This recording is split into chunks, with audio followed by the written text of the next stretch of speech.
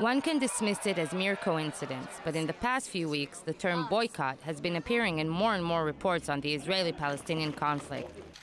Thousands of miles away from Jerusalem and Ramallah, in different locations around the world, organizations, associations, and companies are taking steps to cut ties with Israel. Earlier this month, the British government issued a warning to its businessmen, recommending they refrain from doing business with individuals or entities in Israeli settlements. After that came the Dutch water company Vitens, which severed its ties with its Israeli counterpart Mekorot. Romania barred its citizens from working in construction in the West Bank. And yesterday, academics from the American Studies Association decided to end collaboration with Israel. Drawing inspiration from the anti-apartheid struggle against South Africa, the anti-Israel boycott campaign is gaining more and more points. If we do not find a way to find peace, there will be an increasing isolation of Israel. There will be an increasing campaign of delegitimization of Israel that has been taking place. The U.S. Secretary of State has repeatedly warned Israel of the danger of these signs, trying to persuade Jerusalem to move forward in talks with the Palestinians. The European Union, too, has announced it has no intention of withdrawing its anti-settlement directive issued earlier this year, and plans to label goods from Israeli settlements if peace talks fail. But the anti-Israel boycott is not official, but rather grassroots, and it does not only target the settlements, but Israel as a whole.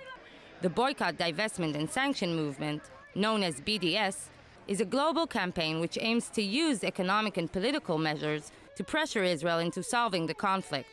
It is part of a Palestinian strategy, which focuses on developing international solidarity and isolate Israel. The assault on Israel legitimately has been going on for almost a decade, even more. Some see it as an evolution of anti-Semitism.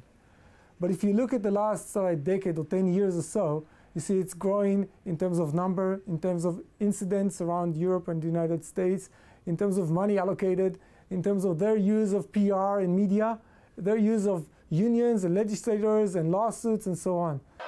The BDS movement encourages various forms of boycott on Israel, economic, cultural, and academic.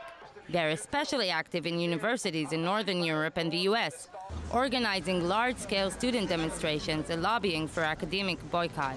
This is manufactured in the occupied territories illegally. They also target Israeli companies based in the West Bank, calling for divesting investments in them. Public endorsement from public figures have supplied an extra boost, like British scientist Stephen Hawking and former Pink Floyd leader Roger Waters. They gain more and more confidence from this kind of small victories. And a small victory leads to another victory, and the end of the game, it's a global trend. President Mahmoud Abbas last week came out against a boycott of Israel. The call seems to have fallen on deaf ears. Israeli supporters point out that the boycotters are unconcerned with reported human rights abuses in other countries, but obsessively focus on Israel, lending credence to the claim that the BDS seeks not to isolate Israel, but undermine its very existence.